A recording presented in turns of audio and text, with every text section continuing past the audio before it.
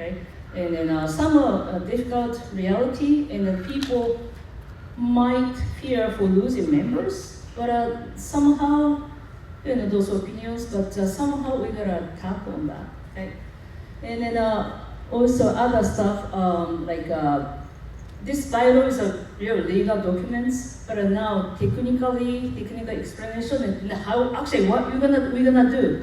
That's gonna be manual or policy or polity, and then in that like job descriptions, there's none at this moment.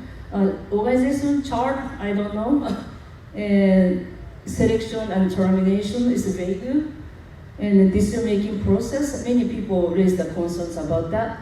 And accounting principles, and also we're gonna discuss and then how we're gonna, as a church, we hear your opinion. Some are bad, some are good, but somehow we're gonna find a method. And then I'm not the person to decide everything by myself, and then I'm gonna go to the prayer. So please pray that this church gonna be regained the momentum we had before. And also prevent that the people gonna hurt. Okay. So this is a copy of the documents. We can leave it here or there, and then also one day should go into our website, I think, so that people can read anytime. Right? So for now, I just made a 4 today. When you have a chance, all English, sorry, but just we have done. Just only this is a first step. Thank you. Thank you so much.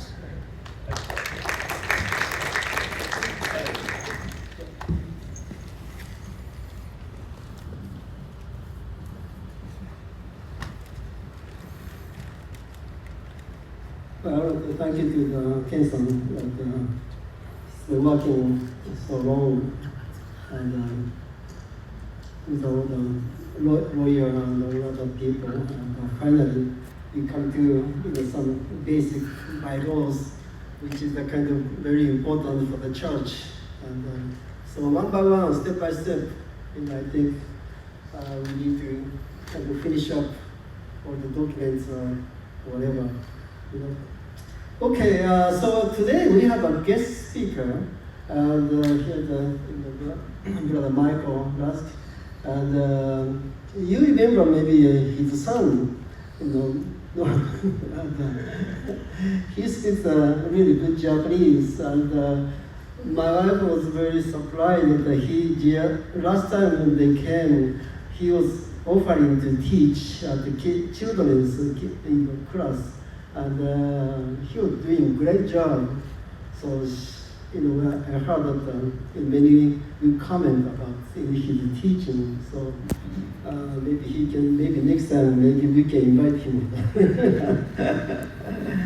So anyway, Brother Michael, he just finished DTS in Dallas Theological Seminary School, and so he's also going to Africa with the missionary work, and maybe he can share with us about his work.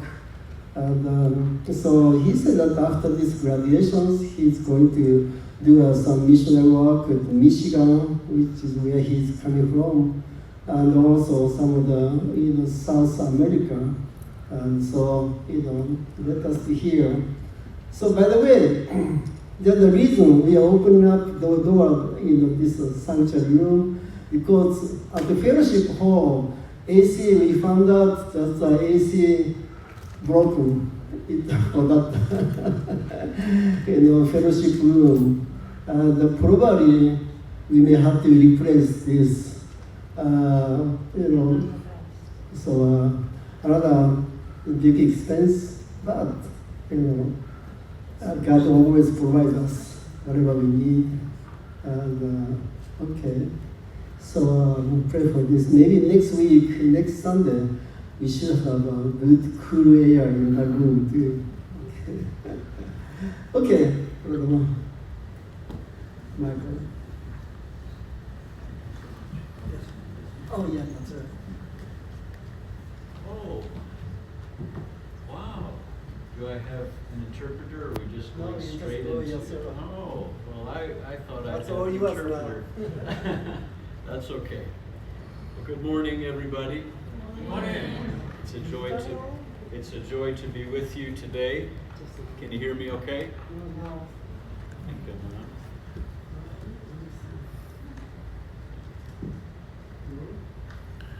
Can you hear me all right? I think I'm on.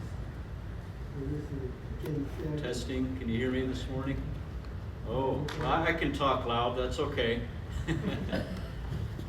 We'll let them keep working on it. It's a privilege to be with you this morning. Most of you probably, if you know me at all, you know me as Noah Kun no Papa. But and if you've met Noah, you know how much he loves Japan and he loves the Japanese people and language. And I really believe that God has big plans for Noah relative to Japan. So pray for him when you think of Noah. And that goes for all of us and all of our children and grandchildren. Amen? Amen. God has big plans. We just have to discover what they are and walk into them. Do you believe it? Amen. So I bring greetings from my wife. She was unfortunately not able to make it today, but I have with me my father and mother, Jim and Carol, that came from Michigan and to celebrate my graduation from Dallas Seminary. And so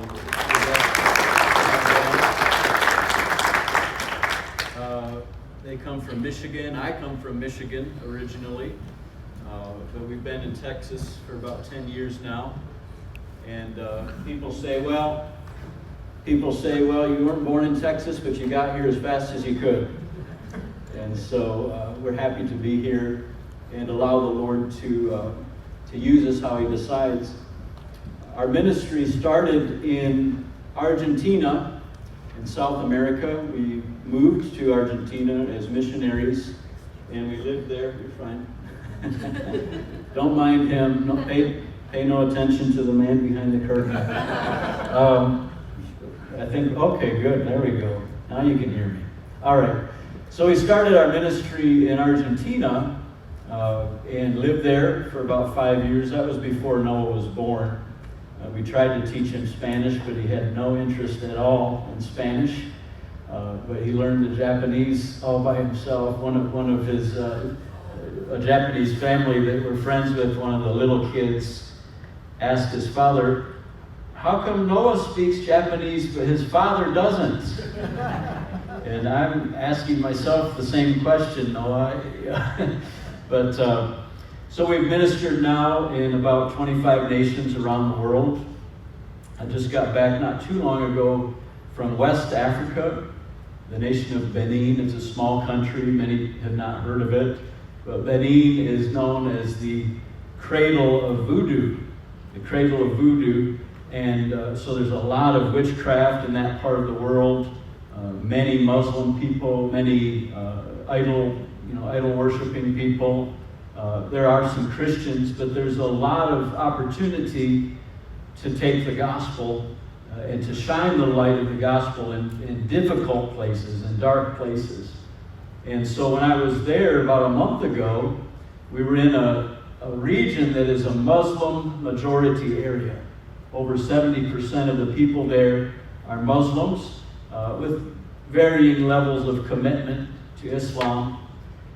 But as we went out into the open air, we put this meeting together, the churches came together, and we were out in a big field, and we just were preaching Jesus. And on the first night of that meeting, out in the crowd, there was a young high school age boy named Muhammad. And as you can imagine, he was from a Muslim family.